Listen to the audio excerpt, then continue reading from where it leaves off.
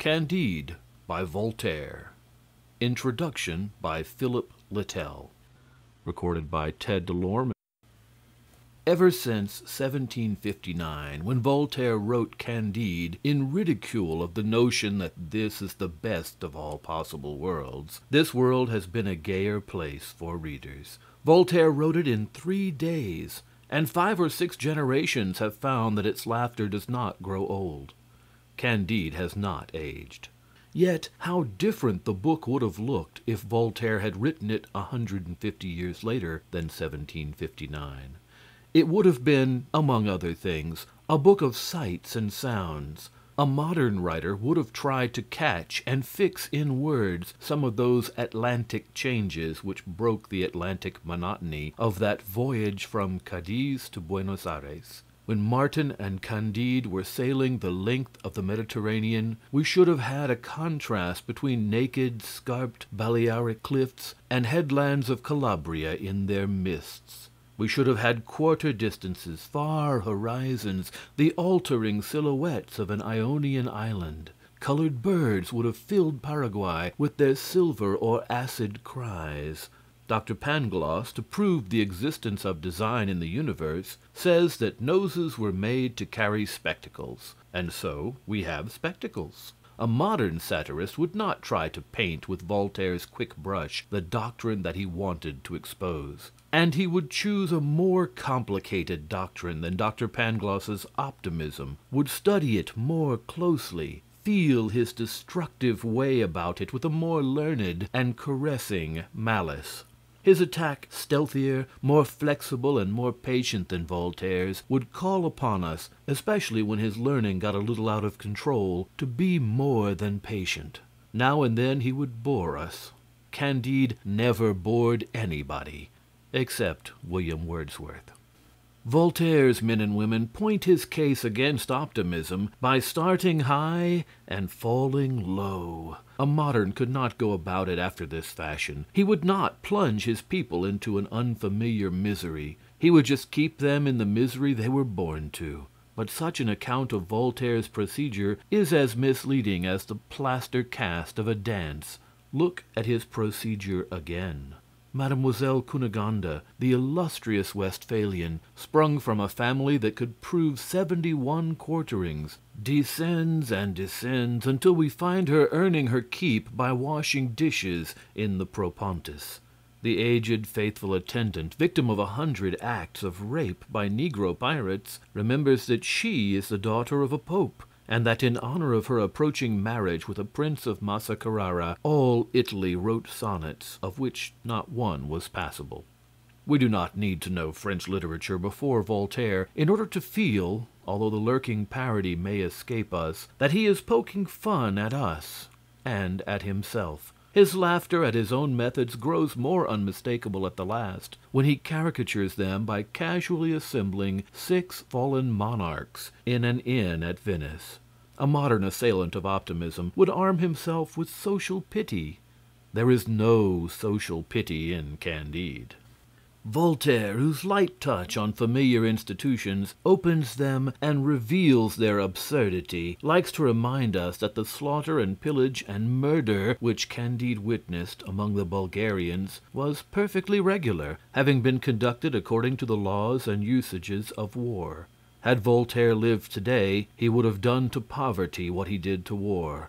Pitying the poor, he would have shown us poverty as a ridiculous anachronism, and both the ridicule and the pity would have expressed his indignation. Almost any modern essaying a philosophic tale would make it long.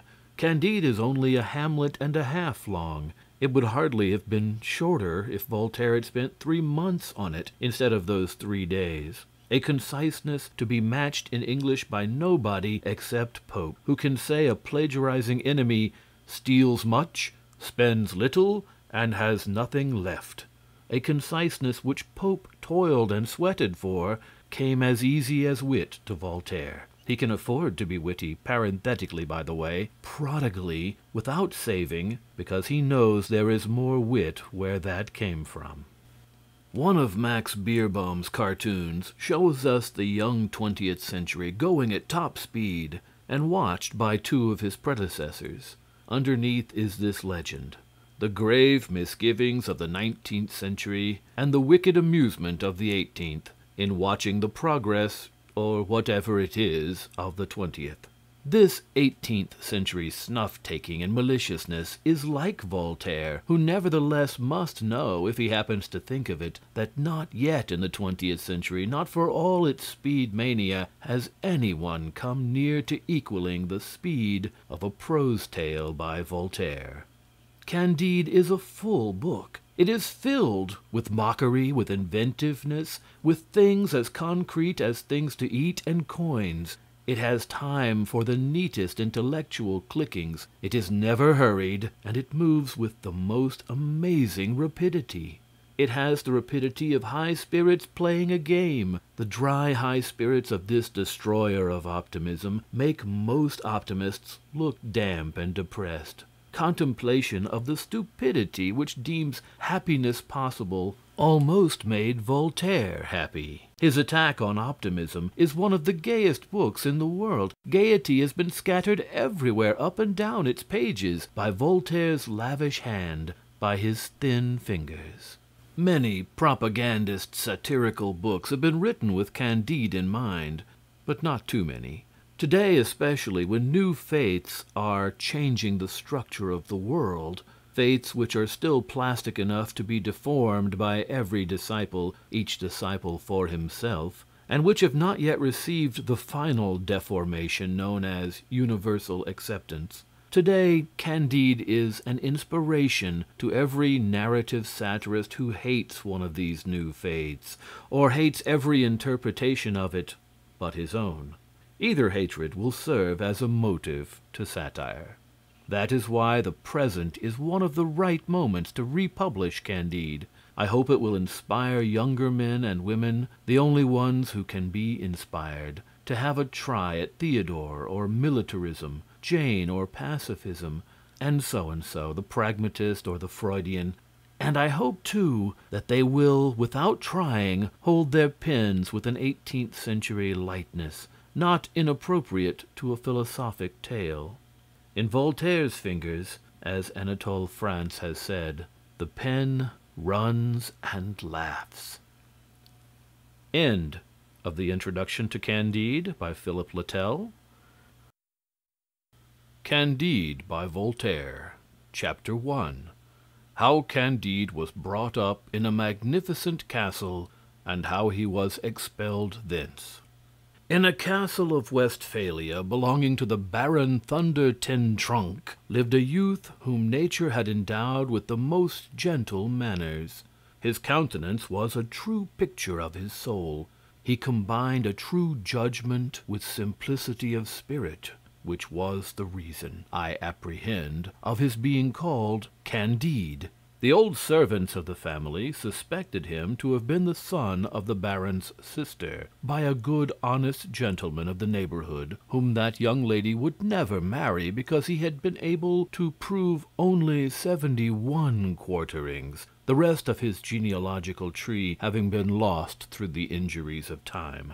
The baron was one of the most powerful lords in Westphalia, for his castle had not only a gate but windows. His great hall, even, was hung with tapestry. All the dogs of his farmyards formed a pack of hounds at need. His grooms were his huntsmen, and the curate of the village was his grand almoner. They called him my lord, and laughed at all his stories.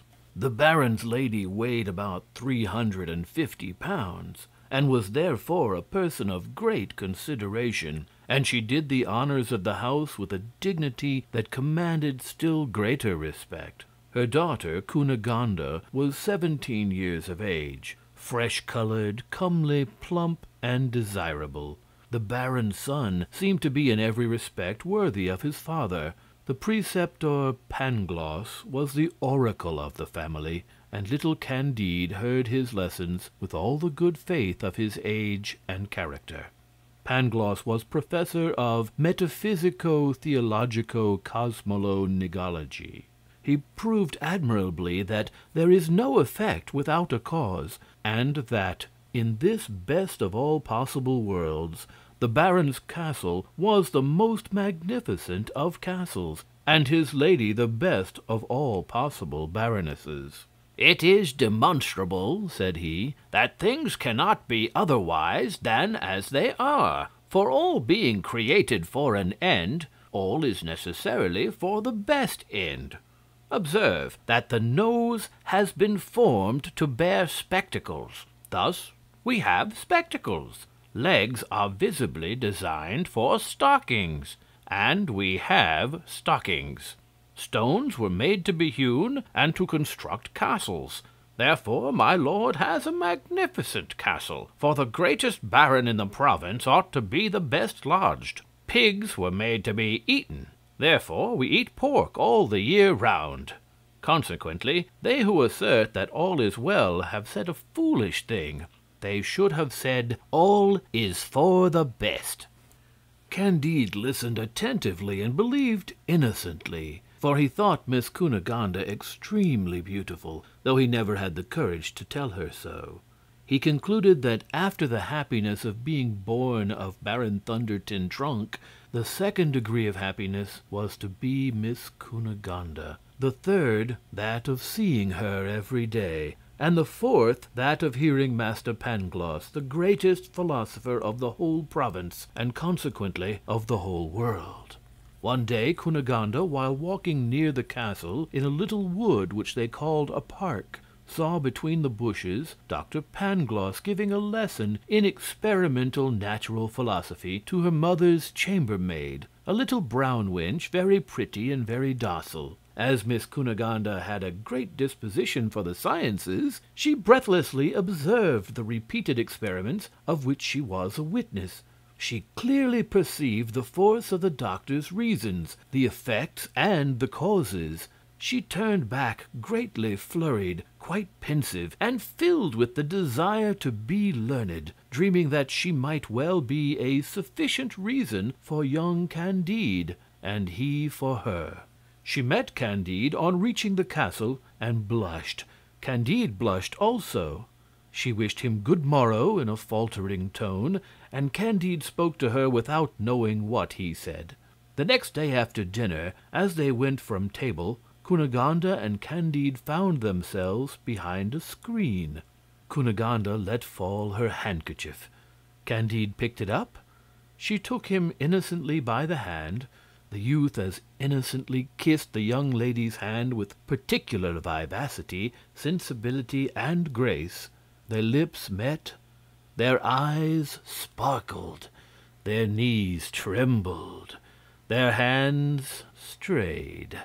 Baron Thunder-Ten-Tronckh passed near the screen, and beholding this cause and effect, chased Candide from the castle with great kicks on the backside. Cunegonde fainted away. She was boxed on the ears by the baroness as soon as she came to herself, and all was consternation in this most magnificent and most agreeable of all possible castles. End Chapter 1.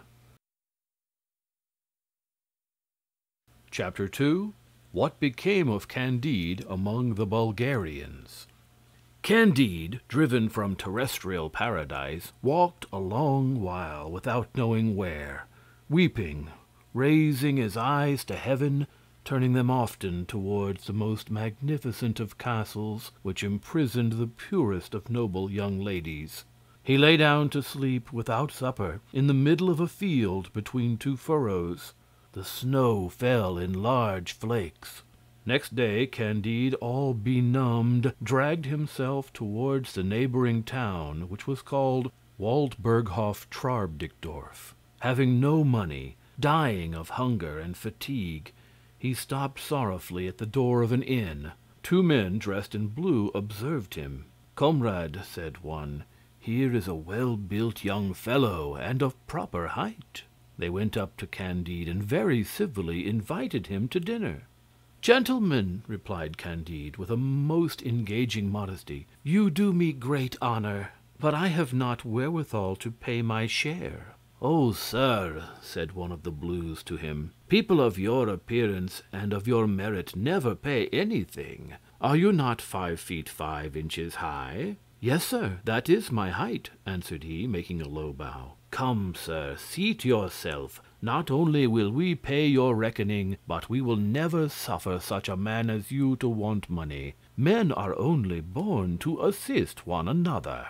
"You are right," said Candide. "This is what I was always taught by Dr. Pangloss, and I see plainly that all is for the best." They begged of him to accept a few crowns. He took them, and wished to give them his note. They refused. They seated themselves at table. "Love you not deeply?" "Oh, yes," answered he, "I deeply love Miss Cunegonde." "No," said one of the gentlemen, "we ask you if you do not deeply love the king of the Bulgarians." "Not at all," said he, "for I have never seen him." "What! He is the best of kings, and we must drink his health." "Oh, very willingly, gentlemen," and he drank. "That is enough," they tell him. "Now you are the help, the support, the defender, the hero of the Bulgarians. Your fortune is made, and your glory is assured." Instantly they fettered him and carried him away to the regiment. There he was made to wheel about to the right and to the left, to draw his rammer, to return his rammer, to present, to fire, to march, and they gave him 30 blows with a cudgel. The next day he did his exercise a little less badly, and he received but 20 blows. The day following they gave him only 10, and he was regarded by his comrades as a prodigy. Candide, all stupefied, could not yet very well realize how he was a hero. He resolved one fine day in spring to go for a walk, marching straight before him, believing that it was a privilege of the human as well as of the animal species to make use of their legs as they pleased. He had advanced 2 leagues when he was overtaken by 4 others, heroes of 6 feet, who bound him and carried him to a dungeon. He was asked which he would like the best, to be whipped 36 times through all the regiment, or to receive at once 12 balls of lead in his brain. He vainly said that human will is free, and that he chose neither the one nor the other. He was forced to make a choice. He determined, in virtue of that gift of God called liberty, to run the gauntlet 36 times. He bore this twice. The regiment was composed of 2,000 men, that composed for him 4,000 strokes, which laid bare all his muscles and nerves, from the nape of his neck quite down to his rump. As they were going to proceed to a 3rd whipping, Candide, able to bear no more, begged as a favor that they would be so good as to shoot him. He obtained this favor. They bandaged his eyes and bade him kneel down. The king of the Bulgarians passed at this moment, and ascertained the nature of the crime. As he had great talent, he understood from all that he learnt of Candide that he was a young metaphysician, extremely ignorant of the things of this world, and he accorded him his pardon with a clemency which will bring him praise in all the journals, and throughout all ages. An able surgeon cured Candide in 3 weeks by means of emollients taught by Dioscorides. He had already a little skin, and was able to march when the king of the Bulgarians gave battle to the king of the Abares. End chapter 2. Chapter 3. How Candide made his escape from the Bulgarians, and what afterwards became of him. There was never anything so gallant, so spruce, so brilliant, and so well disposed as the 2 armies. Trumpets, fifes, hautboys, drums, and cannon made music such as hell itself had never heard. The cannons first of all laid flat about 6,000 men on each side. The muskets swept away from this best of worlds 9,000 or 10,000 ruffians who infested its surface. The bayonet was also a sufficient reason for the death of several thousands. The whole might amount to 30,000 souls. Candide, who trembled like a philosopher, hid himself as well as he could during this heroic butchery. At length, while the two kings were causing Te Deum to be sung each in his own camp, Candide resolved to go and reason elsewhere on effects and causes. He passed over heaps of dead and dying, and first reached a neighboring village. It was in cinders. It was an Abare village, which the Bulgarians had burnt according to the laws of war. Here old men covered with wounds beheld their wives hugging their children to their bloody breasts, massacred before their faces. There their daughters, disemboweled and breathing their last after having satisfied the natural wants of Bulgarian heroes, while others, half burnt in the flames, begged to be dispatched. The earth was strewn with brains, arms, and legs. Candide fled quickly to another village. It belonged to the Bulgarians, and the Abarian heroes had treated it in the same way. Candide, walking always over palpitating limbs or across ruins, arrived at last beyond the seat of war, with a few provisions in his knapsack, and Miss Cunegonde always in his heart. His provisions failed him when he arrived in Holland, but having heard that everybody was rich in that country, and that they were Christians, he did not doubt but he should meet with the same treatment from them as he had met with in the Baron's castle, before Miss Cunegonde's bright eyes were the cause of his expulsion thence. He asked alms of several grave-looking people, who all answered him that if he continued to follow this trade, they would confine him to the house of correction, where he should be taught to get a living. The next he addressed was a man who had been haranguing a large assembly for a whole hour on the subject of charity. But the orator, looking askew, said, "What are you doing here? Are you for the good cause?" "There can be no effect without a cause," modestly answered Candide. "The whole is necessarily concatenated and arranged for the best. It was necessary for me to have been banished from the presence of Miss Cunegonde, to have afterwards run the gauntlet, and now it is necessary I should beg my bread until I learn to earn it. All this cannot be otherwise." "My friend," said the orator to him, "do you believe the Pope to be the Antichrist?" "I have not heard it," answered Candide, "but whether he be or whether he be not, I want bread." "Thou dost not deserve to eat," said the other. "Begone, rogue! Begone, wretch! Do not come near me again." The orator's wife, putting her head out of the window and spying a man that doubted whether the Pope was the Antichrist, poured over him a full— Oh, heavens, to what excess does religious zeal carry the ladies!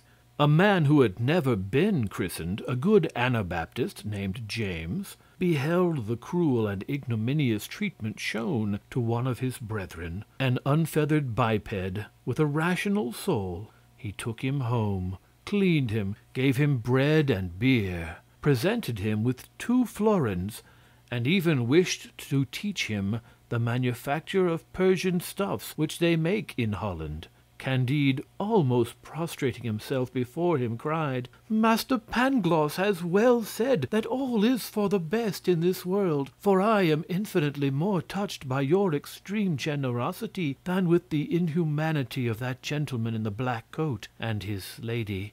The next day, as he took a walk, he met a beggar all covered with scabs, his eyes diseased, the end of his nose eaten away, his mouth distorted, his teeth black, choking in his throat, tormented with a violent cough, and spitting out a tooth at each effort. Chapter 3. Chapter 4. How Candide found his old master Pangloss, and what happened to them. Candide, yet more moved with compassion than with horror, gave to this shocking beggar the 2 florins which he had received from the honest Anabaptist James. The spectre looked at him very earnestly, dropped a few tears, and fell upon his neck. Candide recoiled in disgust. "Alas!" said one wretch to the other, "do you no longer know your dear Pangloss?" "What do I hear? You, my dear master? You in this terrible plight? What misfortune has happened to you? Why are you no longer in the most magnificent of castles? What has become of Miss Cunegonde, the pearl of girls and nature's masterpiece? I am so weak that I cannot stand, said Pangloss, upon which Candide carried him to the Anabaptist's stable, and gave him a crust of bread. As soon as Pangloss had refreshed himself a little, "Well," said Candide, "Cunegonde?" "She is dead," replied the other. Candide fainted at this word. His friend recalled his senses with a little bad vinegar, which he found by chance in the stable. Candide reopened his eyes. "Cunegonde is dead. Ah, best of worlds, where art thou? But of what illness did she die? Was it not for grief upon seeing her father kick me out of his magnificent castle?" "No," said Pangloss. "She was ripped open by the Bulgarian soldiers. After having been violated by many, they broke the Baron's head for attempting to defend her. My lady, her mother, was cut in pieces. My poor pupil was served just in the same manner as his sister. But as for the castle, they have not left one stone upon another, not a barn, not a sheep, nor a duck, nor a tree. But we have had our revenge, for the Abares have done the very same thing to a neighboring barony which belonged to a Bulgarian lord." At this discourse Candide fainted again, but coming to himself, and having said all that it became him to say, inquired into the cause and effect, as well as into the sufficient reason that had reduced Pangloss to so miserable a plight. "Alas," said the other, "it was love. Love, the comfort of the human species, the preserver of the universe, the soul of all sensible things. Love, tender love." "Alas," said Candide, "I know this love, that sovereign of hearts, that soul of our souls, yet it never cost me more than a kiss and 20 kicks on the backside. How could this beautiful cause produce in you an effect so abominable?"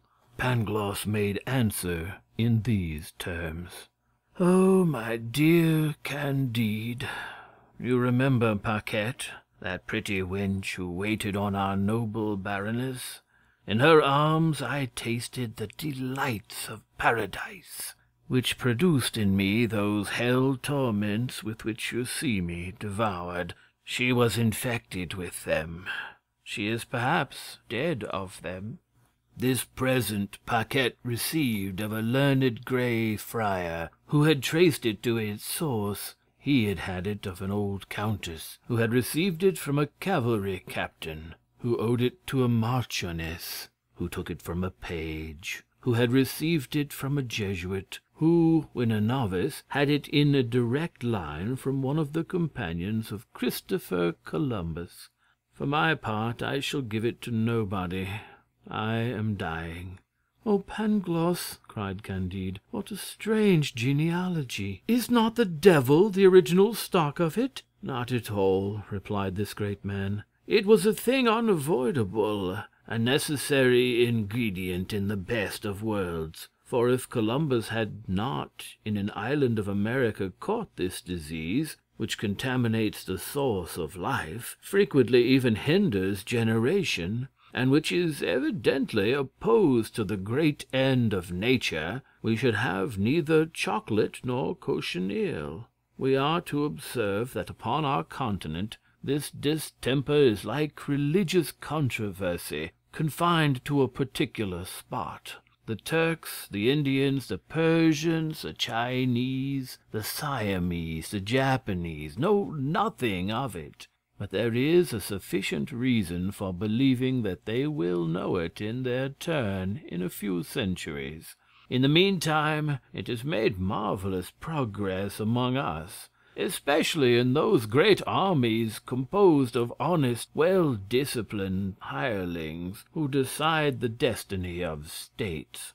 For we may safely affirm that, when an army of 30,000 men fights another of an equal number, There are about 20,000 of them, poxed on each side."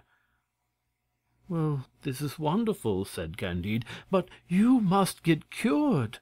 "Alas, how can I?" said Pangloss. "I have not a farthing, my friend, and all over the globe there is no letting of blood or taking a glister without paying, or somebody paying for you." These last words determined Candide. He went and flung himself at the feet of the charitable Anabaptist James, and gave him so touching a picture of the state to which his friend was reduced, that the good man did not scruple to take Dr. Pangloss into his house, and had him cured at his expense. In the cure Pangloss lost only an eye and an ear. He wrote well and knew arithmetic perfectly. The Anabaptist James made him his bookkeeper. At the end of 2 months, being obliged to go to Lisbon about some mercantile affairs, he took the 2 philosophers with him in his ship. Pangloss explained to him how everything was so constituted that it could not be better. James was not of this opinion. "It is more likely," said he, "mankind have a little corrupted nature, for they were not born wolves, and they have become wolves. God has given them neither cannon of 24-pounders nor bayonets, and yet they have made cannon and bayonets to destroy one another. Into this account I might throw not only bankrupts, but justice, which seizes on the effects of bankrupts to cheat the creditors." "All this was indispensable," replied the one-eyed doctor, "for private misfortunes make the general good, so that the more private misfortunes there are, the greater is the general good." While he reasoned, the sky darkened, the winds blew from the 4 quarters, and the ship was assailed by a most terrible tempest within sight of the port of Lisbon. End chapter 4. Chapter 5. Tempest, Shipwreck, Earthquake, and what became of Dr. Pangloss, Candide, and James the Anabaptist. Half dead of that inconceivable anguish which the rolling of a ship produces, one half of the passengers were not even sensible of the danger. The other half shrieked and prayed. The sheets were rent, the masts broken, the vessel gaped. Work who would, no one heard, no one commanded. The Anabaptist, being upon deck, bore a hand, when a brutish sailor struck him roughly and laid him sprawling, but with the violence of the blow he himself tumbled head foremost overboard, and stuck upon a piece of the broken mast. Honest James ran to his assistance, hauled him up, and from the effort he made was precipitated into the sea in sight of the sailor, who left him to perish, without deigning to look at him. Candide drew near and saw his benefactor, who rose above the water one moment and was then swallowed up forever. He was just going to jump after him, but was prevented by the philosopher Pangloss, who demonstrated to him that the Bay of Lisbon had been made on purpose for the Anabaptist to be drowned. While he was proving this a priori, the ship foundered. All perished except Pangloss, Candide, and that brutal sailor who had drowned the good Anabaptist. The villain swam safely to the shore, while Pangloss and Candide were borne thither upon a plank. As soon as they recovered themselves a little, they walked towards Lisbon. They had some money left, with which they hoped to save themselves from starving after they had escaped drowning. Scarcely had they reached the city, lamenting the death of their benefactor, when they felt the earth tremble under their feet. The sea swelled and foamed in the harbor, and beat to pieces the vessels riding at anchor. Whirlwinds of fire and ashes covered the streets and public places. Houses fell, roofs were flung upon the pavements, and the pavements were scattered. 30,000 inhabitants of all ages and sexes were crushed under the ruins. The sailor, whistling and swearing, said there was booty to be gained here. "What can be the sufficient reason of this phenomenon?" said Pangloss.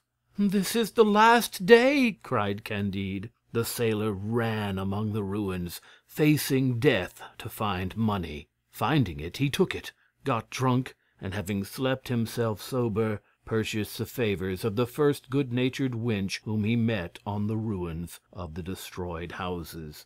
And in the midst of the dying and the dead, Pangloss pulled him by the sleeve.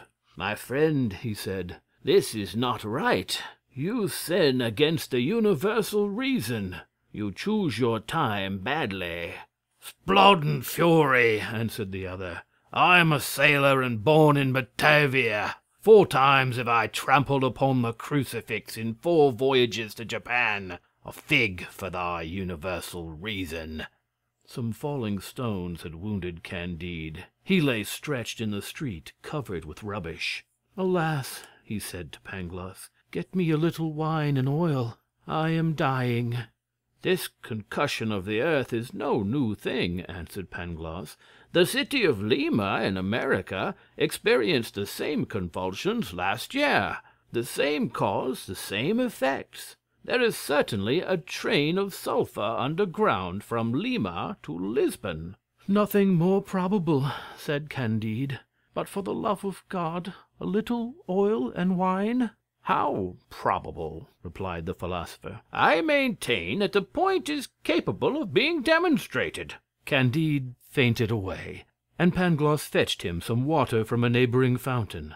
The following day they rummaged among the ruins and found provisions with which they repaired their exhausted strength.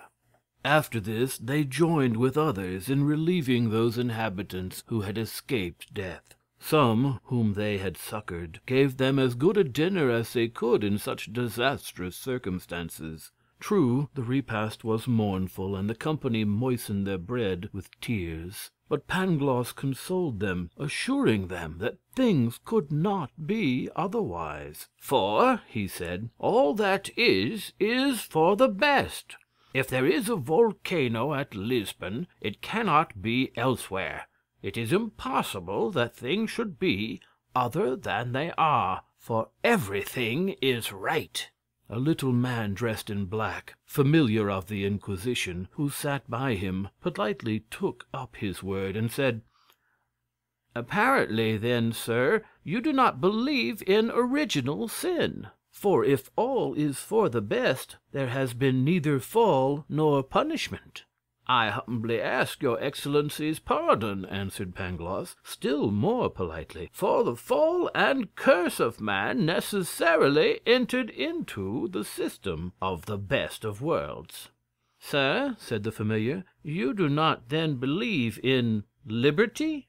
"Your Excellency will excuse me," said Pangloss. "Liberty is consistent with absolute necessity, for it was necessary we should be free. For, in short, the determinate will—" Pangloss was in the middle of his sentence when the familiar beckoned to his footman, who gave him a glass of wine from Porto or Oporto.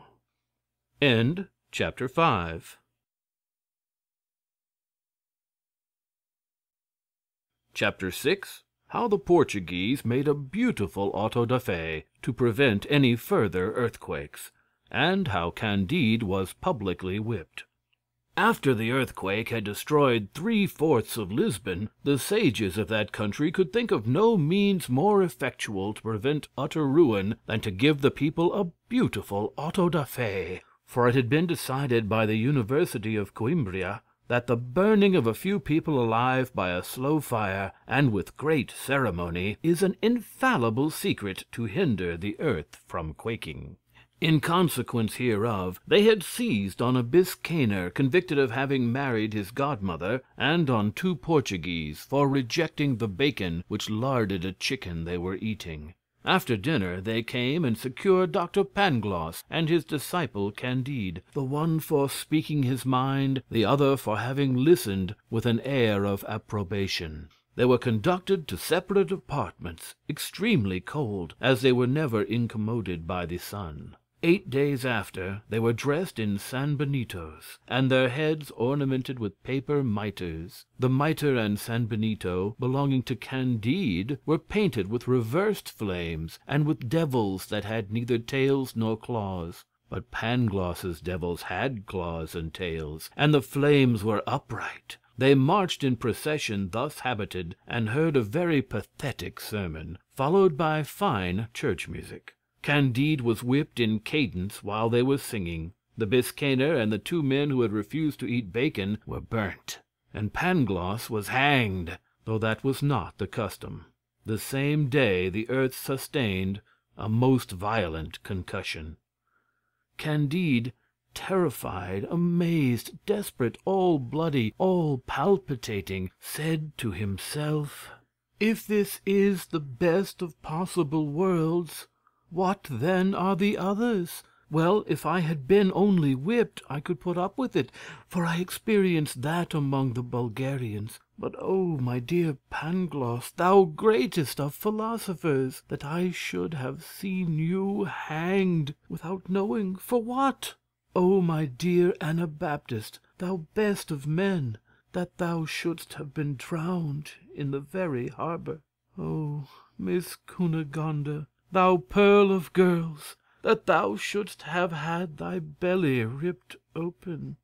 Thus he was musing, scarce able to stand, preached at, whipped, absolved, and blessed, when an old woman accosted him, saying, "My son, take courage and follow me." Chapter 6. Chapter 7.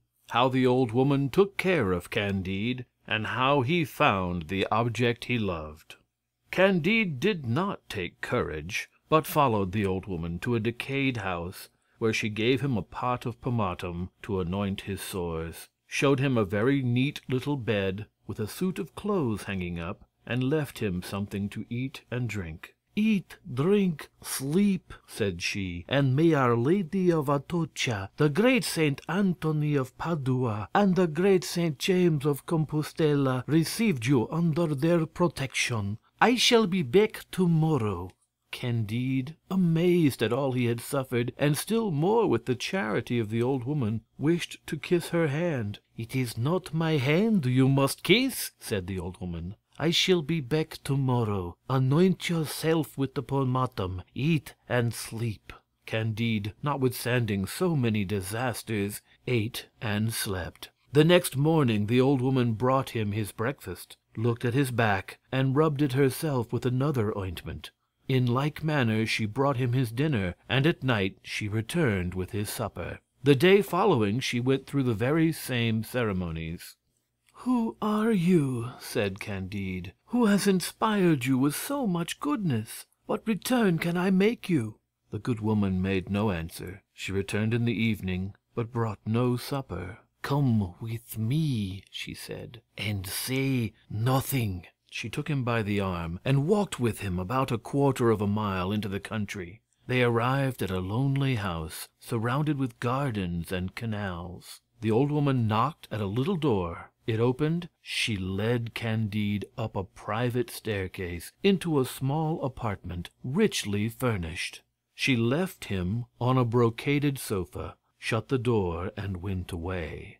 Candide thought himself in a dream, indeed, that he had been dreaming unluckily all his life, and that the present moment was the only agreeable part of it all. The old woman returned very soon, supporting with difficulty a trembling woman of a majestic figure, brilliant with jewels, and covered with a veil. "Take off that veil," said the old woman to Candide. The young man approaches. He raises the veil with a timid hand. Oh, what a moment! What surprise! He believes he beholds Miss Cunegonde. He really sees her. It is herself. His strength fails him. He cannot utter a word, but drops at her feet. Cunegonde falls upon the sofa. The old woman supplies a smelling bottle. They come to themselves and recover their speech. As they began with broken accents, with questions and answers interchangeably interrupted with sighs, with tears and cries. The old woman desired they would make less noise, and then she left them to themselves. "What, is it you?" said Candide. "You live? I find you again in Portugal? Then you have not been ravished? Then they did not rip open your belly, as Dr. Pangloss informed me?" "Yes, they did," said the beautiful Cunegonde. but those 2 accidents are not always mortal. But were your father and mother killed? It is but true, answered Cunegonde in tears. And your brother? My brother was also killed. And why are you in Portugal? And how did you know of my being here? And by what strange adventure did you contrive to bring me to this house? I will tell you all that, replied the lady. But first of all let me know your history, since the innocent kiss you gave me and the kicks which you received. Candide respectfully obeyed her, and though he was still in a surprise, though his voice was feeble and trembling, though his back still pained him, yet he gave her a most ingenuous account of everything that had befallen him since the moment of their separation. Cunegonde lifted up her eyes to heaven, shed tears upon hearing of the death of the good Anabaptist and of Pangloss, after which she spoke as follows to Candide, who did not lose a word, and devoured her with his eyes. Chapter 7. Chapter 8. The History of Cunegonde. I was in bed fast asleep, when it pleased God to send the Bulgarians to our delightful castle of Thunder-ten-Tronckh. They slew my father and brother, and cut my mother in pieces. A tall Bulgarian, 6 feet high, perceiving that I had fainted away at this sight, began to ravish me. This made me recover. I regained my senses. I cried, I struggled, I bit, I scratched. I wanted to tear out the tall Bulgarian's eyes, not knowing that what happened at my father's house was the usual practice of war. The brute gave me a cut in the left side with his hanger, and the mark is still upon me. Ah, I hope I shall see it, said honest Candide. You shall, said Cunegonde, but let us continue. Do so, replied Candide. Thus she resumed the thread of her story. A Bulgarian captain came in, saw me all bleeding, and the soldier not in the least disconcerted. The captain flew into a passion at the disrespectful behavior of the brute, and slew him on my body. He ordered my wounds to be dressed, and took me to his quarters as a prisoner of war. I washed the few shirts that he had. I did his cooking. He thought me very pretty. He avowed it. On the other hand, I must own he had a good shape, and a soft and white skin, but he had little or no mind or philosophy, and you might see plainly that he had never been instructed by Dr. Pangloss. In 3 months' time, having lost all his money, and being grown tired of my company, he sold me to a Jew named Don Issachar, who traded to Holland and Portugal, and had a strong passion for women. This Jew was much attached to my person, but could not triumph over it. I resisted him better than the Bulgarian soldier. A modest woman may be ravished once, but her virtue is strengthened by it.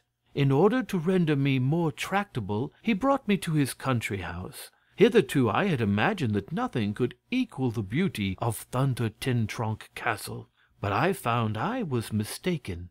The Grand Inquisitor, seeing me one day at Mass, stared long at me, and sent to tell me that he wished to speak on private matters. I was conducted to his palace, where I acquainted him with the history of my family, and he represented to me how much it was beneath my rank to belong to an Israelite. A proposal was then made to Don Issachar that he should resign me to my lord. Don Issachar, being the court banker and a man of credit, would hear nothing of it. The Inquisitor threatened him with an auto da fe.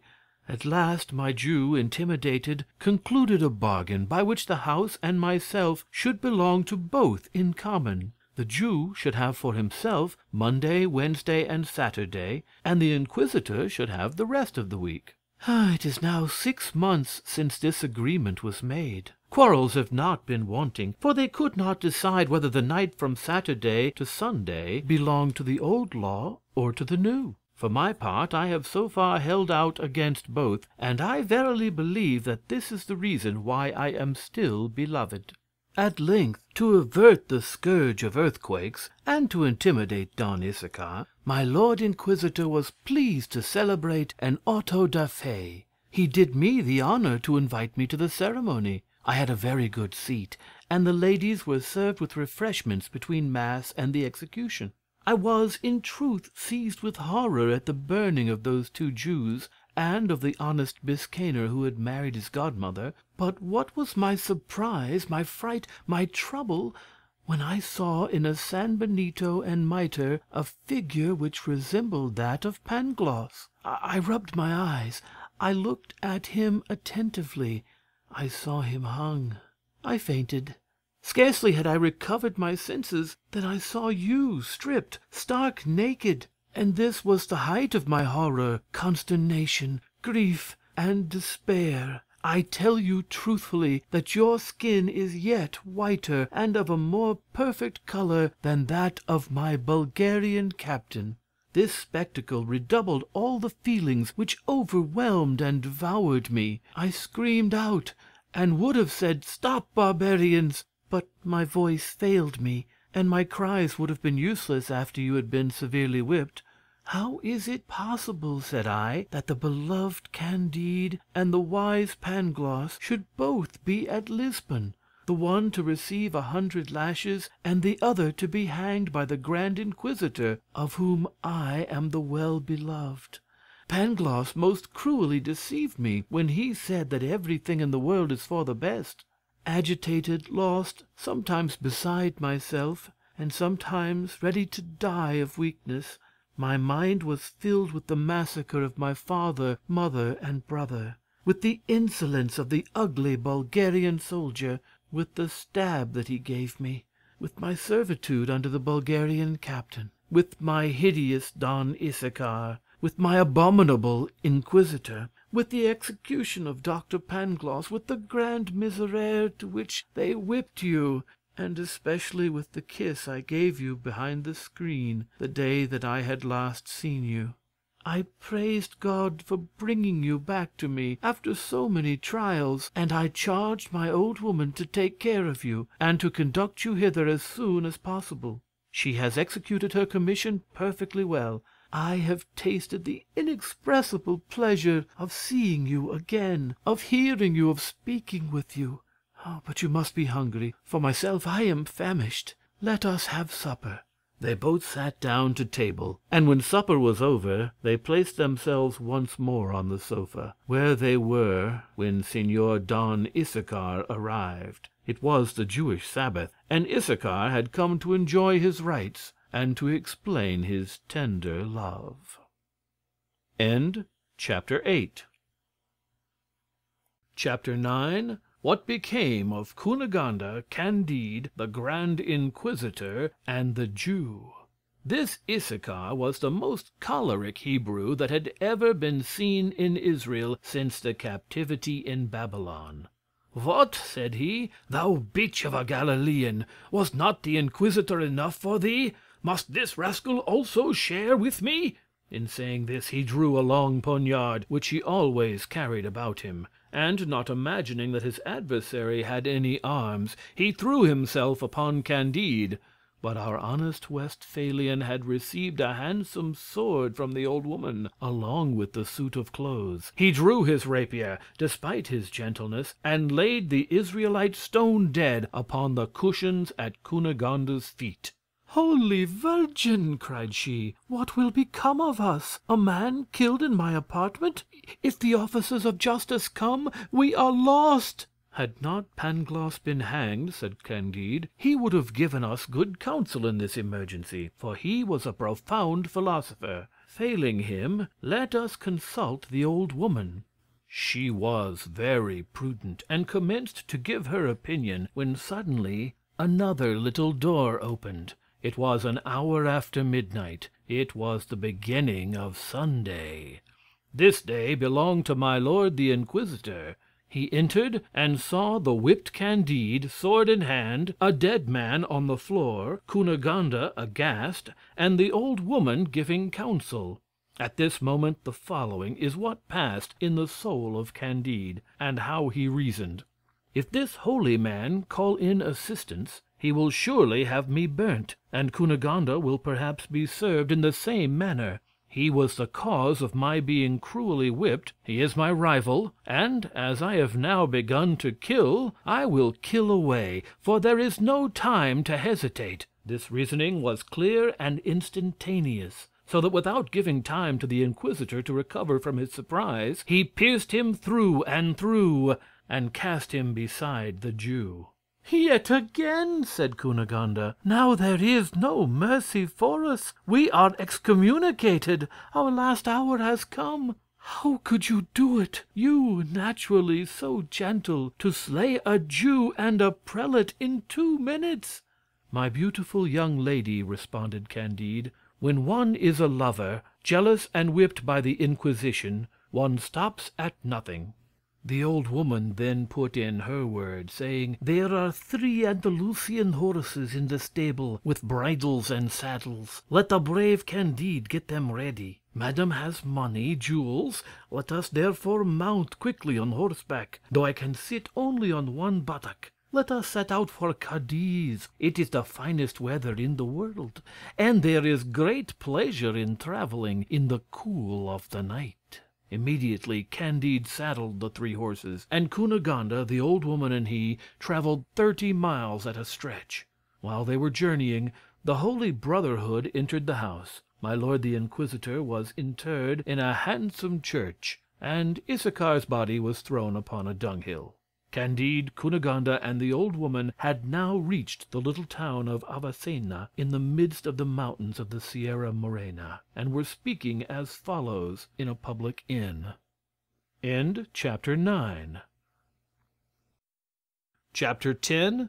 In what distress Candide, Cunegonde, and the old woman arrived at Cadiz, and of their embarkation. "Who was it that robbed me of my money and jewels?" said Cunegonde, all bathed in tears. "How shall we live? What shall we do? Where find inquisitors or Jews who will give me more?" "Alas," said the old woman, "I have a shrewd suspicion of a reverend Grey Friar, who stayed last night in the same inn with us at Badajoz. God preserve me from judging rashly, but he came into our room twice, and he set out upon his journey long before us." "Alas," said Candide, "dear Pangloss has often demonstrated to me that the goods of this world are common to all men, and that each has an equal right to them. But according to these principles, the Grey Friar ought to have left us enough to carry us through our journey. Have you nothing at all left, my dear Cunegonde?" "Not a farthing," said she. "What then must we do?" said Candide. "Sell one of the horses," replied the old woman. "I will ride behind Miss Cunegonde, although I can hold myself only on 1 buttock, and we shall reach Cadiz." In the same inn there was a Benedictine prior, who bought the horse for a cheap price. Candide, Cunegonde, and the old woman, having passed through Lucena, Chilas, and Lebrixa, arrived at length in Cadiz. A fleet was there getting ready, and troops assembling to bring to reason the reverend Jesuit fathers of Paraguay, accused of having made one of the native tribes in the neighborhood of San Sacrament revolt against the kings of Spain and Portugal. Candide, having been in the Bulgarian service, performed the military exercise before the general of this little army with so graceful an address, with so intrepid an air, and with such agility and expedition, that he was given the command of a company of foot. Now he was a captain. He set sail with Miss Cunegonde, the old woman, 2 valets, and the 2 Andalusian horses, which had belonged to the Grand Inquisitor of Portugal. During their voyage they reasoned a good deal on the philosophy of poor Pangloss. "We are going into another world," said Candide, "and surely it must be there that all is for the best. For I must confess there is reason to complain a little of what passeth in our world, in regard to both natural and moral philosophy." "I love you with all my heart," said Cunegonde, "but my soul is still full of fright at that which I have seen and experienced." "All will be well," replied Candide. "The sea of this new world is already better than our European sea. It is calmer, the winds more regular. It is certainly the new world which is the best of all possible worlds. God grant it, said Cunegonde, but I have been so horribly unhappy there that my heart is almost closed to hope. You complain, said the old woman. Alas, you have not known such misfortunes as mine. Cunegonde almost broke out laughing, finding the good woman very amusing for pretending to have been as unfortunate as she. Alas, said Cunegonde, my good mother, unless you have been ravished by 2 Bulgarians, have received 2 deep wounds in your belly, have had 2 castles demolished, have had 2 mothers cut to pieces before your eyes, and 2 of your lovers whipped at an auto da fe, I do not conceive how you could be more unfortunate than I. Add that I was born a baroness of 72 quarterings, and have been a cook. Miss, replied the old woman, you do not know my birth, and were I to show you my backside, you would not talk in that manner, but would suspend your judgment. This speech having raised extreme curiosity in the minds of Cunegonde and Candide, the old woman spoke to them as follows. End chapter 10. Chapter 11. History of the Old Woman. I had not always bleared eyes and red eyelids, neither did my nose always touch my chin, nor was I always a servant. I am the daughter of Pope Urban X and of the Princess of Palestrina. Until the age of 14 I was brought up in a palace, to which all the castles of your German barons would scarcely have served for stables, and one of my robes was worth more than all the magnificence of Westphalia. As I grew up, I improved in beauty, wit, and every graceful accomplishment, in the midst of pleasures, hopes, and respectful homage. Already I inspired love. My throat was formed, and such a throat, white, firm, shaped like that of the Venus of Medici. And what eyes, what eyelids, what black eyebrows! Such flames darted from my dark pupils that they eclipsed the scintillation of the stars, as I was told by the poets in our part of the world. My waiting women, when dressing and undressing me, used to fall into an ecstasy, whether they viewed me before or behind. How glad would the gentlemen have been to perform that office for them! I was affianced to the most excellent prince of Massa Carrara. Such a prince, as handsome as myself, sweet-tempered, agreeable, brilliantly witty, and sparkling with love. I loved him as one loves for the first time, with idolatry, with transport. The nuptials were prepared. There was surprising pomp and magnificence. There were fetes, carousals, continual opera bouffe, and all Italy composed sonnets in my praise, though not one of them was passable. I was just upon the point of reaching the summit of bliss, when an old marchioness, who had been mistress to the prince, my husband, invited him to drink chocolate with her. He died in less than 2 hours of most terrible convulsions. But this is only a bagatelle. My mother, in despair, and scarcely less afflicted than myself, determined to absent herself for some time from so fatal a place. She had a very fine estate in the neighbourhood of Gaeta. We embarked on board a galley of the country, which was gilded like the great altar of St. Peter's at Rome. A Sallee corsair swooped down and boarded us. Our men defended themselves like the Pope's soldiers. They flung themselves upon their knees and threw down their arms, begging of the corsair an absolution in articulo mortis. Instantly they were stripped as bare as monkeys. My mother, our maids of honor, and myself were all served in the same manner. It is amazing with what expedition those gentry undress people. But what surprised me most was that they thrust their fingers into the part of our bodies which the generality of women suffer no other instrument but pipes to enter. It appeared to me a very strange kind of ceremony, but thus one judges of things when one has not seen the world.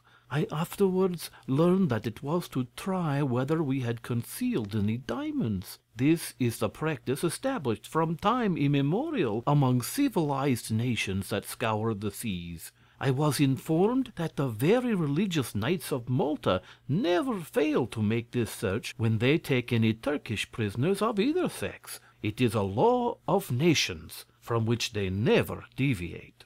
I need not tell you how great a hardship it was for a young princess and her mother to be made slaves and carried to Morocco. You may easily imagine all we had to suffer on board the pirate vessel. My mother was still very handsome. Our maids of honor and even our waiting women had more charms than are to be found in all Africa. As for myself, I was ravishing, was exquisite, grace itself, and I was a virgin. I did not remain so long. This flower, which had been reserved for the handsome Prince of Massa Carrara, was plucked by the corsair captain. He was an abominable negro, and yet believed that he did me a great deal of honor.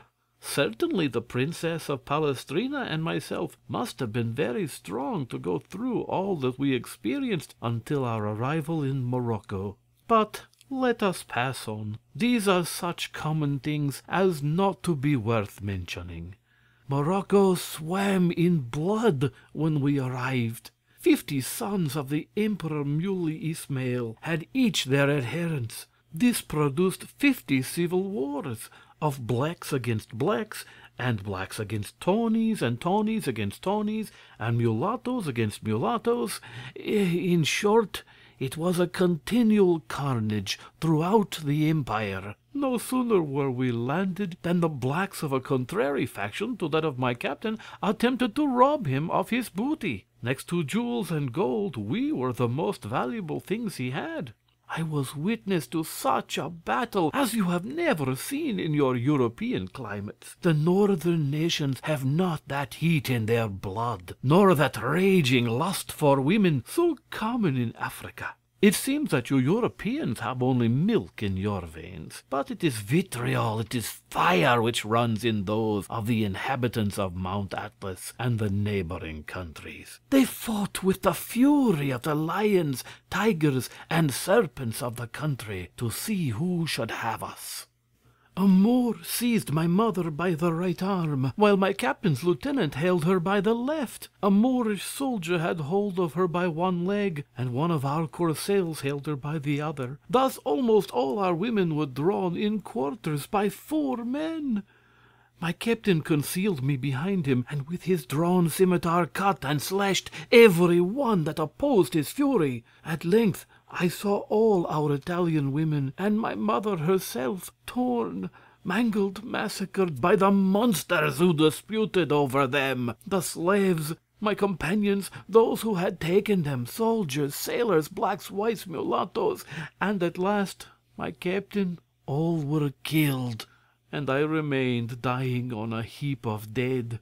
Such scenes as this were transacted through an extent of 300 leagues, and yet they never missed the 5 prayers a day ordained by Mohammed.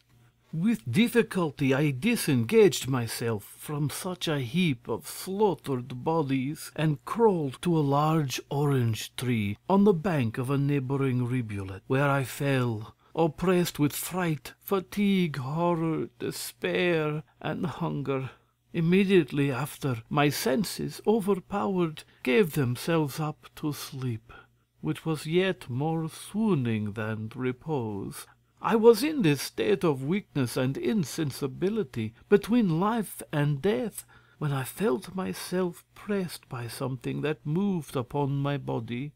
I opened my eyes, and saw a white man of good countenance, who sighed, and who said between his teeth, "Oce sicura de essere senza coglioni." End chapter 11. Chapter 12. The Adventures of the Old Woman continued. Astonished and delighted to hear my native language, and no less surprised at what this man said, I made answer that there were much greater misfortunes than that of which he complained. I told him in a few words of the horrors which I had endured, and fainted a second time.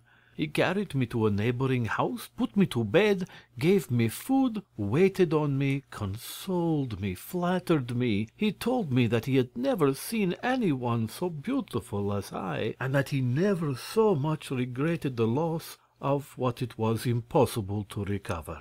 I was born at Naples, said he. There they gild 2,000 or 3,000 children every year. Some die of the operation, others acquire a voice more beautiful than that of women, and others are raised to offices of state.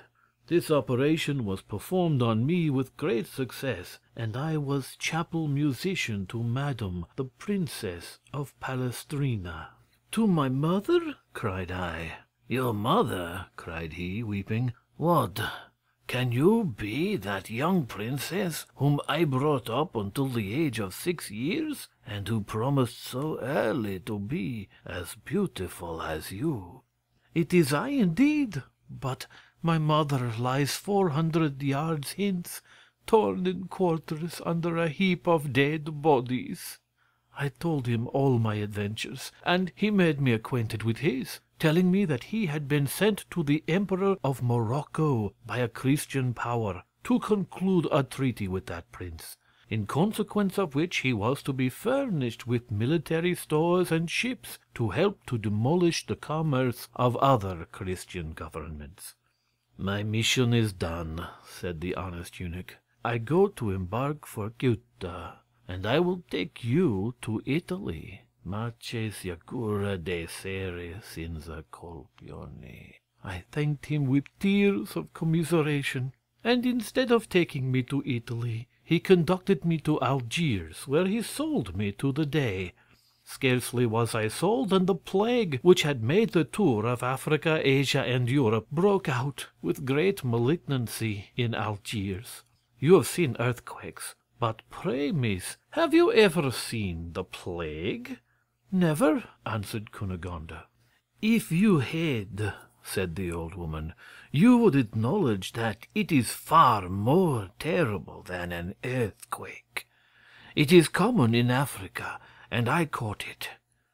Imagine to yourself the distressed situation of the daughter of a pope, only 15 years old, who in less than 3 months had felt the miseries of poverty and slavery, had been ravished almost every day, had beheld her mother drawn in quarters, had experienced famine and war, and was dying of the plague in Algiers.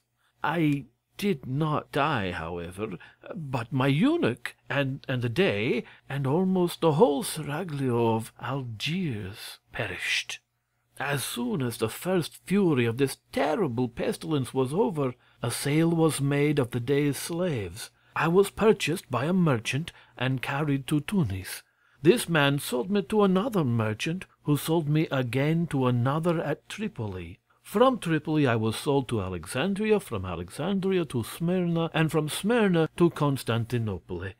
At length I became the property of an Aga of the Janissaries, who was soon ordered away to the defense of Azov, then besieged by the Russians. The Aga, who was a very gallant man, took his whole seraglio with him, and lodged us in a small fort on the Palus Meotides, guarded by 2 black eunuchs and 20 soldiers. The Turks killed prodigious numbers of the Russians, but the latter had their revenge. Azov was destroyed by fire, the inhabitants put to the sword, neither sex nor age was spared, until there remained only our little fort, and the enemy wanted to starve us out. The 20 Janissaries had sworn they would never surrender. The extremities of famine to which they were reduced obliged them to eat our 2 eunuchs, for fear of violating their oath, and at the end of a few days they resolved also to devour the women. We had a very pious and humane imam, who preached an excellent sermon, exhorting them not to kill us all at once. "Only cut off a buttock of each of those ladies," said he, "and you'll fare extremely well. If you must go to it again, there will be the same entertainment a few days hence. Heaven will accept of so charitable an action, and send you relief." He had great eloquence. He persuaded them. We underwent this terrible operation. The Iman applied the same balsam to us as he does to children after circumcision, and we all nearly died. Scarcely had the Janissaries finished the repast with which we had furnished them than the Russians came in flat-bottomed boats. Not a Janissary escaped. The Russians paid no attention to the condition we were in.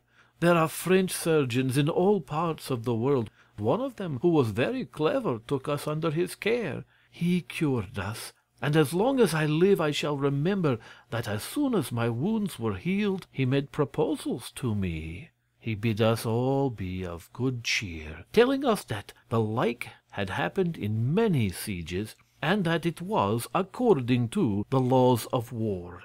As soon as my companions could walk, they were obliged to set out for Moscow. I fell to the share of a boyard, who made me his gardener, and gave me 20 lashes a day. But this nobleman having in 2 years' time been broke upon the wheel, along with 30 more boyards for some broils at court, I profited by that event. I fled. I traversed all Russia. It was a long time, an innholder's servant at Riga, the same at Rostock, at Wismar, at Leipzig, at Kassel, at Utrecht, at Leyden, at the Hague, at Rotterdam. I waxed old in misery and disgrace, having only 1/2 of my posteriors, and always remembering I was a pope's daughter. 100 times I was upon the point of killing myself, but still I loved life. This ridiculous foible is perhaps one of our most fatal characteristics, for is there anything more absurd than to wish to carry continually a burden which one can always throw down, to detest existence, and yet to cling to one's existence, in brief, to caress the serpent which devours us, till he has eaten our very heart? In the different countries which it has been my lot to traverse, and the numerous inns where I have been servant, I have taken notice of a vast number of people who held their own existence in abhorrence, and yet I never knew of more than 8 who voluntarily put an end to their misery. 3 Negroes, 4 Englishmen, and a German professor named Robeck. I ended by being servant to the Jew, Don Issachar, who placed me near your presence, my fair lady. I am determined to share your fate, and have been much more affected with your misfortunes than with my own. I would never even have spoken to you of my misfortunes had you not piqued me a little, and if it were not customary to tell stories on board a ship in order to pass away the time. In short, Miss Cunegonde, I have had experience. I know the world.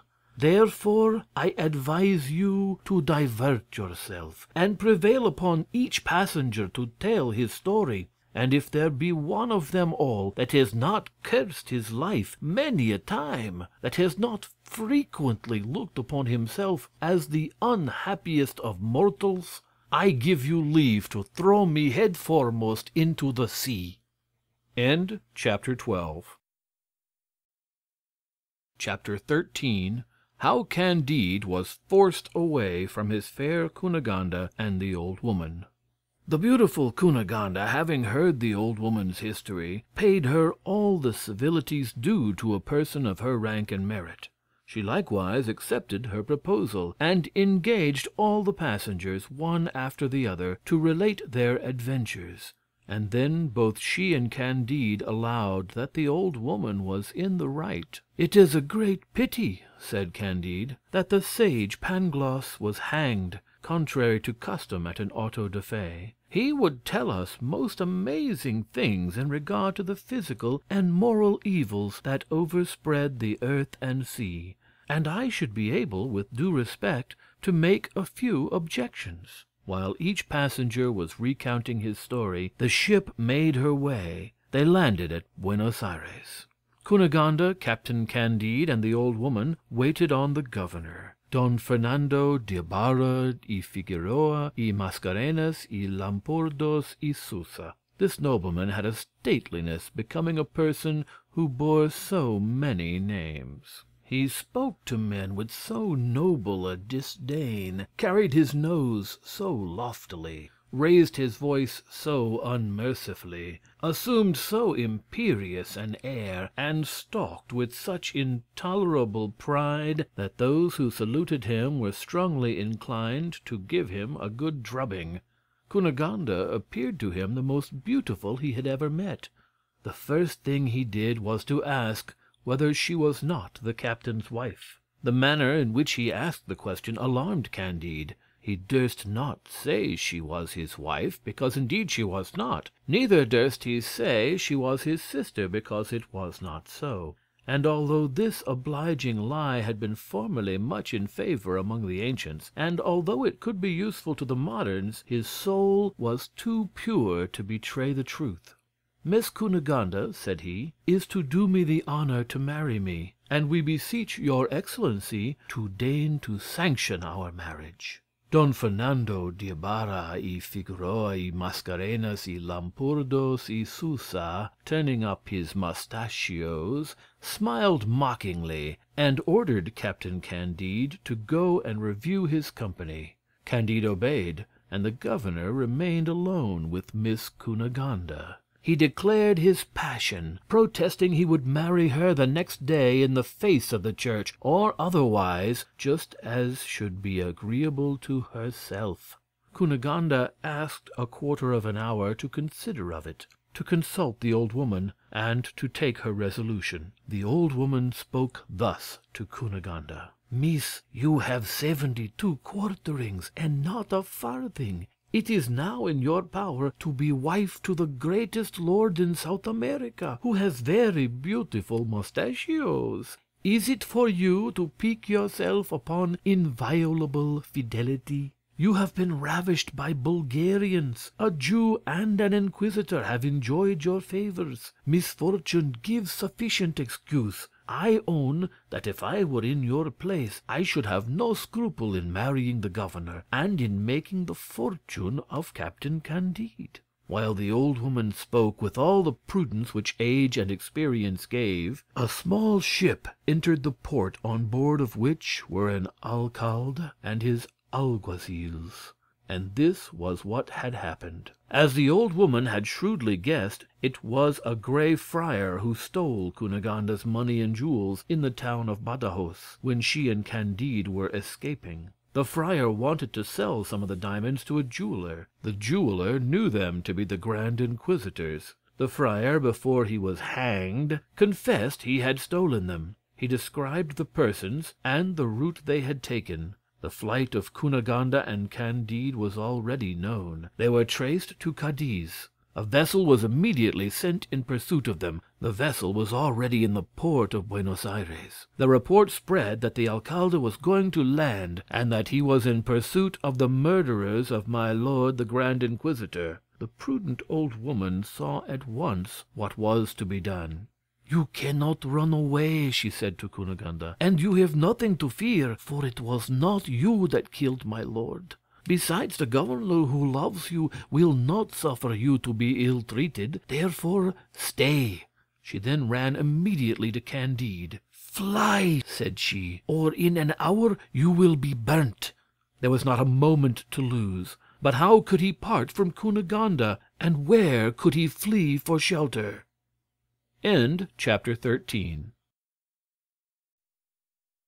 Chapter 14. How Candide and Cacambo were received by the Jesuits of Paraguay.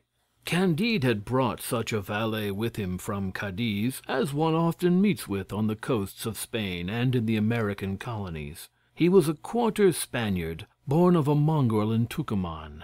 He had been singing boy, sacristan, sailor, monk, peddler, soldier, and lackey. His name was Cacambo, and he loved his master, because his master was a very good man. He quickly saddled the 2 Andalusian horses. "Come, master, let us follow the old woman's advice. Let us start and run without looking behind us."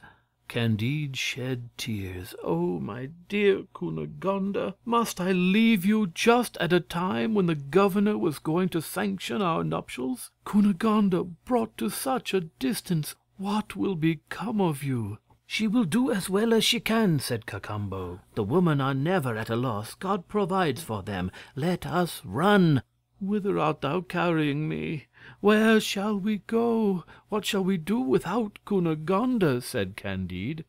"By St. James of Compostela," said Cacambo, "you were going to fight against the Jesuits. Let us go to fight for them. I know the road well. I'll conduct you to their kingdom, where they will be charmed to have a captain that understands the Bulgarian exercise. You'll make a prodigious fortune. If we cannot find our account in one world, we shall in another. It is a great pleasure to see and do new things, eh?" "You have before been in Paraguay, then?" said Candide. "Aye, sure," answered Cacambo. "I was servant in the College of the Assumption, and am acquainted with the government of the good fathers, as well as I am with the streets of Cadiz. It is an admirable government. The kingdom is upwards of 300 leagues in diameter, and divided into 30 provinces. There the fathers possess all, and the people nothing. It is a masterpiece of reason and justice. For my part, I see nothing so divine as the fathers who here make war upon the kings of Spain and Portugal, and in Europe confess those kings, who here kill Spaniards, and in Madrid send them to heaven. This delights me. Let us push forward. You are going to be the happiest of mortals. What pleasure will it be to those fathers to hear that a captain who knows the Bulgarian exercise has come to them." As soon as they reached the first barrier, Cacambo told the advanced guard that a captain wanted to speak with my lord the commandant. Notice was given to the main guard, and immediately a Paraguayan officer ran and laid himself at the feet of the commandant to impart this news to him. Candide and Cacambo were disarmed, and their 2 Andalusian horses seized. The strangers were introduced between 2 files of musketeers. The commandant was at the further end, with the 3-cornered cap on his head, his gown tucked up, a sword by his side, and a spontoon in his hand. He beckoned, and straightway the newcomers were encompassed by 24 soldiers. A sergeant told them they must wait, that the commandant could not speak to them, and that the reverend Father Provincial does not suffer any Spaniard to open his mouth but in his presence, or to stay above 3 hours in the province. "And where is the reverend Father Provincial?" said Cacambo. "He is upon the parade just after celebrating mass," answered the sergeant, "and you cannot kiss his spurs till 3 hours hence." "However," said Cacambo, "the captain is not a Spaniard but a German. He is ready to perish with hunger as well as myself. Cannot we have something for breakfast while we wait for his reverence?" The sergeant went immediately to acquaint the commandant with what he had heard. "God be praised," said the reverend commandant. "Since he is a German, I may speak to him. Take him to my arbor." Candide was at once conducted to a beautiful summer house, ornamented with a very pretty colonnade of green and gold marble, and with trellises enclosing paroquets, humming-birds, fly-birds, guinea-hens, and all other rare birds. An excellent breakfast was provided in vessels of gold, and while the Paraguayans were eating maize out of wooden dishes in the open fields, and exposed to the heat of the sun, the reverend Father Commandant retired to his arbor. He was a very handsome young man, with a full face, white skin, but high in color. He had an arched eyebrow, a lively eye, red ears, vermilion lips, a bold air, but such a boldness as neither belonged to a Spaniard nor a Jesuit. They returned their arms to Candide and Cacambo, and also the 2 Andalusian horses, to whom Cacambo gave some oats to eat just by the arbor, having an eye upon them all the while for fear of a surprise. Candide first kissed the hem of the Commandant's robe. Then they sat down to table. "You are, then, a German?" said the Jesuit to him in that language. "Yes, reverend father," answered Candide. As they pronounced these words they looked at each other with great amazement, and with such an emotion as they could not conceal. "And from what part of Germany do you come?" said the Jesuit. "I am from the dirty province of Westphalia," answered Candide. "I was born in the castle of Thunder Ten Tronckh." "Oh, heavens! Is it possible?" cried the Commandant. "What a miracle!" cried Candide. "Is it really you?" said the Commandant. "It is not possible," said Candide. They drew back, they embraced, they shed rivulets of tears. "What, is it you, reverend father? You, the brother of the fair Cunegonde? You that was slain by the Bulgarians? You, the baron's son? You, a Jesuit in Paraguay?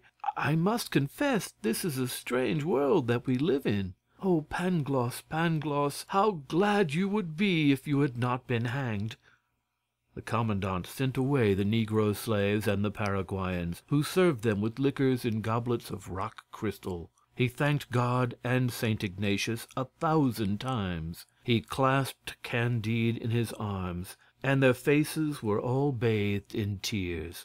"You will be more surprised, more affected, and transported," said Candide, "when I tell you that Cunegonde, your sister, whom you believe to have been ripped open, is in perfect health."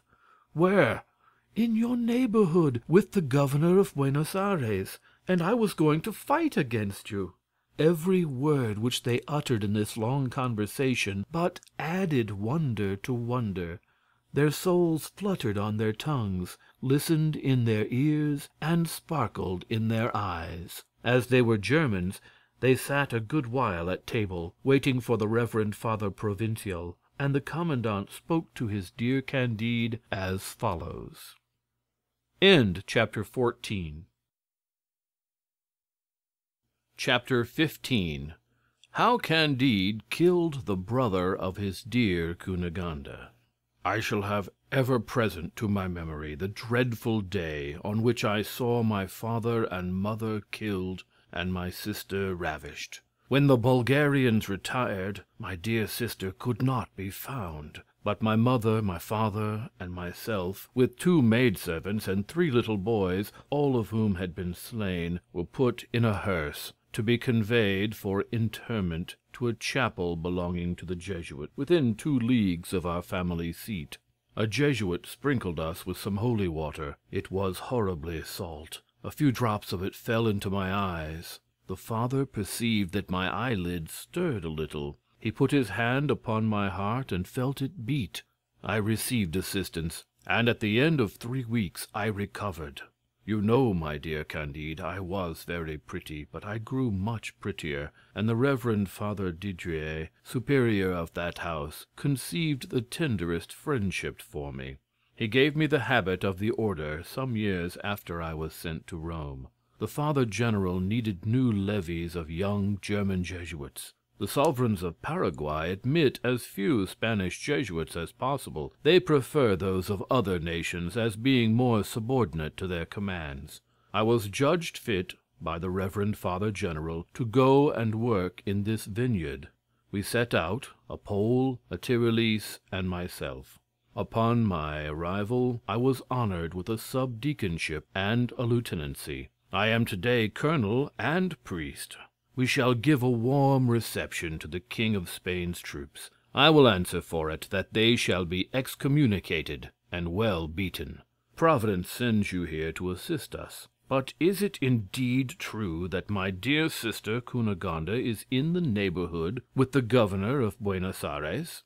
Candide assured him on oath that nothing was more true, and their tears began afresh. The Baron could not refrain from embracing Candide. He called him his brother, his savior. "Ah, perhaps," said he, "we shall together, my dear Candide, enter the town as conquerors, and recover my sister Cunegonde."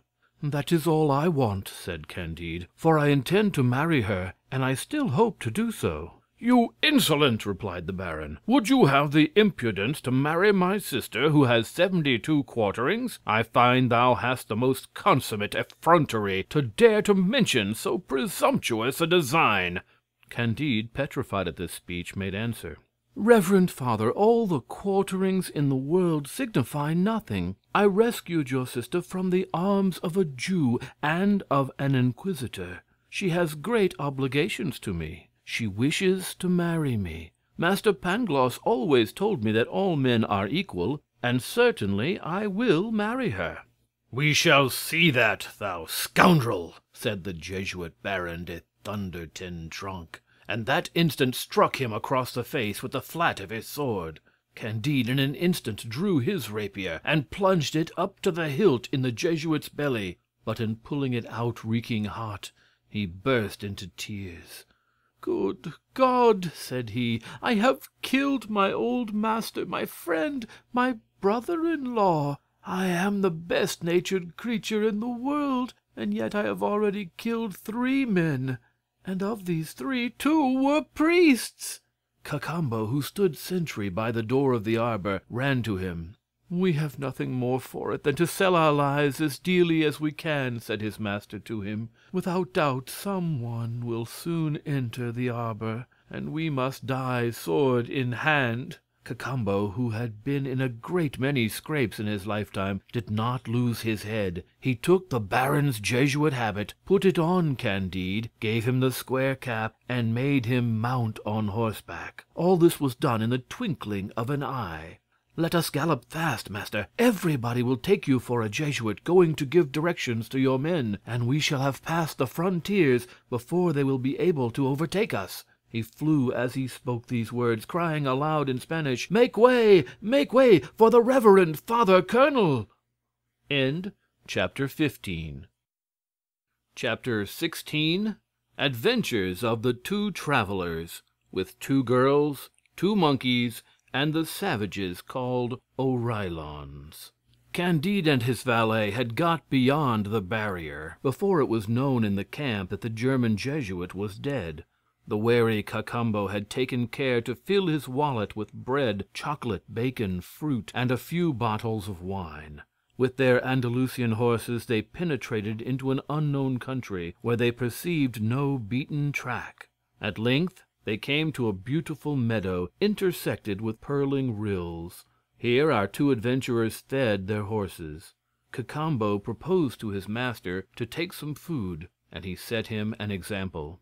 "How can you ask me to eat ham," said Candide, "after killing the Baron's son, and being doomed never more to see the beautiful Cunegonde? What will it avail me to spin out my wretched days, and drag them far from her in remorse and despair? And what will the Journal of Trevoux say?" While he was thus lamenting his fate, he went on eating.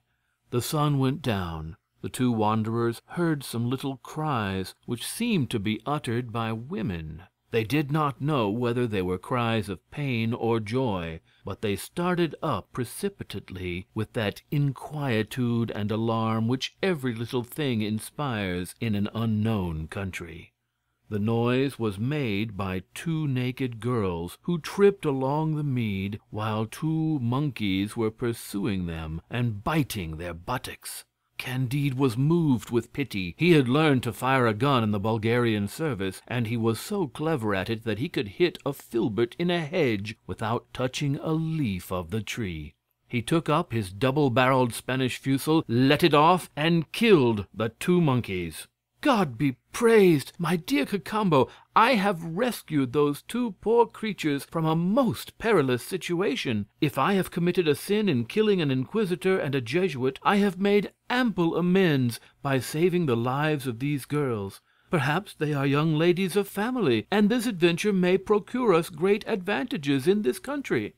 He was continuing, but stopped short when he saw the 2 girls tenderly embracing the monkeys, bathing their bodies in tears, and rending the air with the most dismal lamentations. "Little did I expect to see such good nature," said he at length to Cacambo, who made answer, "Master, you have done a fine thing now. You have slain the sweethearts of those 2 young ladies. The sweethearts? Is it possible? You are jesting, Cacambo. I can never believe it. Dear master, replied Cacambo, you are surprised at everything. Why should you think it so strange that in some countries there are monkeys which insinuate themselves into the good graces of the ladies? They are a 4th part human, as I am a 4th part Spaniard. Alas, replied Candide, I remember to have heard Master Pangloss say that formerly such accidents used to happen, that these mixtures were productive of centaurs, fauns, and satyrs, and that many of the ancients had seen such monsters. But I looked upon the whole as fabulous. You ought now to be convinced, said Cacambo, that it is the truth, and you see what use is made of those creatures by persons that have not had a proper education. All I fear is that those ladies will play us some ugly trick. These sound reflections induced Candide to leave the meadow and to plunge into a wood. He supped there with Cacambo, and after cursing the Portuguese inquisitor, the governor of Buenos Aires, and the baron, they fell asleep on moss. On awakening, they felt that they could not move, for during the night the Oreillons, who inhabited that country, and to whom the ladies had denounced them, had bound them with cords made of the bark of trees. They were encompassed by 50 naked Oreillons, armed with bows and arrows, with clubs and flint hatchets. Some were making a large cauldron boil, others were preparing spits, and all cried, "A Jesuit! A Jesuit! We shall be revenged! We shall have excellent cheer! Let us eat the Jesuit! Let us eat him up!" "I told you, my dear master," cried Cacambo sadly, "that those 2 girls would play us some ugly trick." Candide, seeing the cauldron and the spits, cried, "We are certainly going to be either roasted or boiled. Ah, what would Master Pangloss say, were he to see how pure nature is formed? Everything is right, may be, but I declare it is very hard to have lost Miss Cunegonde and to be put on a spit by Oreillons." Cacambo never lost his head. "Do not despair," said he to the disconsolate Candide. "I understand a little of the jargon of these people. I will speak to them." "Be sure," said Candide, "to represent to them how frightfully inhuman it is to cook men, and how very unchristian." "Gentlemen," said Cacambo, "you reckon you are to-day going to feast upon a Jesuit. It is all very well.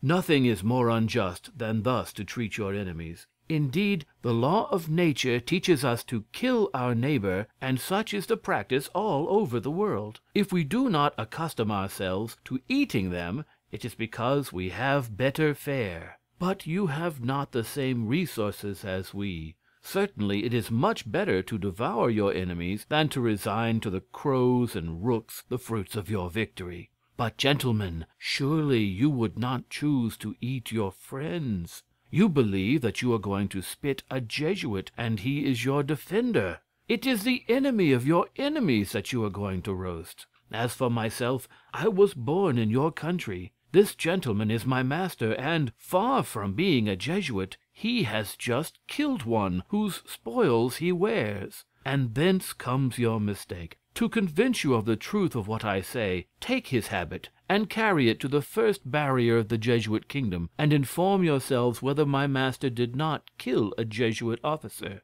It will not take you long, and you can always eat us if you find that I have lied to you. But I have told the truth. You are too well acquainted with the principles of public law, humanity, and justice, not to pardon us." The Oreillons found this speech very reasonable. They deputed 2 of their principal people with all expedition to inquire into the truth of the matter. These executed their commission like men of sense, and soon returned with good news. The Oreillons untied their prisoners, showed them all sorts of civilities, offered them girls, gave them refreshment, and reconducted them to the confines of their territories, proclaiming with great joy, "He is no Jesuit! He is no Jesuit!" Candide could not help being surprised at the cause of his deliverance. "What people," said he, "what men, what manners! If I had not been so lucky as to run Miss Cunegonde's brother through the body, I should have been devoured without redemption. But after all, pure nature is good. since these people, instead of feasting upon my flesh, have shown me 1,000 civilities, when then I was not a Jesuit. End chapter 16. Chapter 17. Arrival of Candide and his valet at El Dorado, and what they saw there. "You see," said Cacambo to Candide, as soon as they had reached the frontiers of the Oreillons, "that this hemisphere is not better than the others. Take my word for it. Let us go back to Europe by the shortest way." "How go back?" said Candide. "And where shall we go? To my own country? The Bulgarians and the Abares are slaying all. To Portugal, there I shall be burnt. And if we abide here, we are every moment in danger of being spitted. But how can I resolve to quit a part of the world where my dear Cunegonde resides?" "Let us turn towards Cayenne," said Cacambo. "There we shall find Frenchmen who wander all over the world. They may assist us. God will perhaps have pity on us." It was not easy to get to Cayenne. They knew vaguely in which direction to go, but rivers, precipices, robbers, savages obstructed them all the way. Their horses died of fatigue. Their provisions were consumed. They fed a whole month upon wild fruits, and found themselves at last near a little river, bordered with cocoa trees, which sustained their lives and their hopes. Cacambo, who was as good a counselor as the old woman, said to Candide, "We are able to hold out no longer. We have walked enough. I see an empty canoe near the riverside. Let us fill it with coconuts, throw ourselves into it, and go with the current. A river always leads to some inhabited spot. If we do not find pleasant things, we shall at least find new things." "With all my heart," said Candide. "Let us recommend ourselves to Providence." They rowed a few leagues between banks, in some places flowery, in others barren, in some parts smooth, in others rugged. The stream ever widened, and at length lost itself under an arch of frightful rocks, which reached to the sky. The two travelers had the courage to commit themselves to the current. The river, suddenly contracting at this place, whirled them along with a dreadful noise and rapidity. At the end of 24 hours they saw daylight again, but their canoe was dashed to pieces against the rocks. For a league they had to creep from rock to rock, until at length they discovered an extensive plain bounded by inaccessible mountains. The country was cultivated as much for pleasure as for necessity. On all sides the useful was also the beautiful. The roads were covered, or rather adorned, with carriages of a glittering form and substance, in which were men and women of surprising beauty, drawn by large red sheep, which surpassed in fleetness the finest coursers in Andalusia, Tetuan, and Mequinez. "Here, however, is a country," said Candide, "which is better than Westphalia." He stepped out with Cacambo towards the first village which he saw. Some children, dressed in tattered brocades, played at quoits on the outskirts. Our travelers from the other world amused themselves by looking on. The quoits were large round pieces, yellow, red, and green, which cast a singular luster. The travelers picked a few of them off the ground. This was of gold, that of emeralds, the other of rubies. The least of them would have been the greatest ornament on the Mogul's throne. "Without doubt," said Cacambo, "these children must be the king's sons that are playing at quoits." The village schoolmaster appeared at this moment and called them to school. "There," said Candide, "is the preceptor of the royal family." The little truants immediately quitted their game, leaving the quoits on the ground with all their other playthings. Candide gathered them up, ran to the master, and presented them to him in a most humble manner, giving him to understand by signs that their royal highnesses had forgotten their gold and jewels. The schoolmaster, smiling, flung them upon the ground. Then, looking at Candide with a good deal of surprise, went about his business. The travelers, however, took care to gather up the gold, the rubies, and the emeralds. "Where are we?" cried Candide. "The king's children in this country must be well brought up, since they are taught to despise gold and precious stones." Cacambo was as much surprised as Candide. At length they drew near the first house in the village. It was built like a European palace. A crowd of people pressed about the door, and there was still more in the house. They heard most agreeable music, and were aware of a delicious odor of cooking. Cacambo went up to the door, and heard they were talking Peruvian. It was his mother tongue, for it is well known that Cacambo was born in Tucuman, in a village where no other language was spoken. "I will be your interpreter here," said he to Candide. "Let us go in. It is a public house."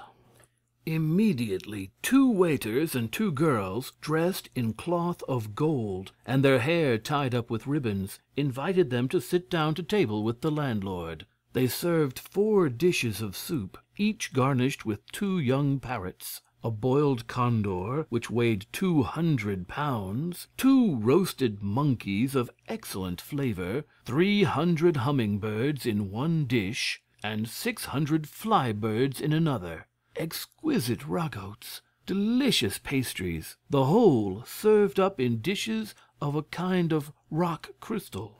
The waiters and girls poured out several liqueurs drawn from the sugar-cane. Most of the company were chapmen and wagoners, all extremely polite. They asked Cacambo a few questions with the greatest circumspection, and answered his in the most obliging manner. As soon as dinner was over, Cacambo believed, as well as Candide, that they might well pay their reckoning by laying down 2 of those large gold pieces which they had picked up. The landlord and landlady shouted with laughter, and held their sides. When the fit was over, "Gentlemen," said the landlord, "it is plain you are strangers, and such guests we are not accustomed to see. Pardon us, therefore, for laughing when you offered us the pebbles from our highroads in payment of your reckoning. You doubtless have not the money of the country, but it is not necessary to have any money at all to dine in this house. All hostelries established for the convenience of commerce are paid by the government. You have fared but very indifferently, because this is a poor village, but everywhere else you will be received as you deserve." Cacambo explained this whole discourse with great astonishment to Candide, who was as greatly astonished to hear it. "What sort of a country then is this?" said they to one another. "A country unknown to all the rest of the world, and where nature is of a kind so different from ours. It is probably the country where all is well, for there absolutely must be one such place, and whatever Master Pangloss might say, I often found that things went very ill in Westphalia." End chapter 17.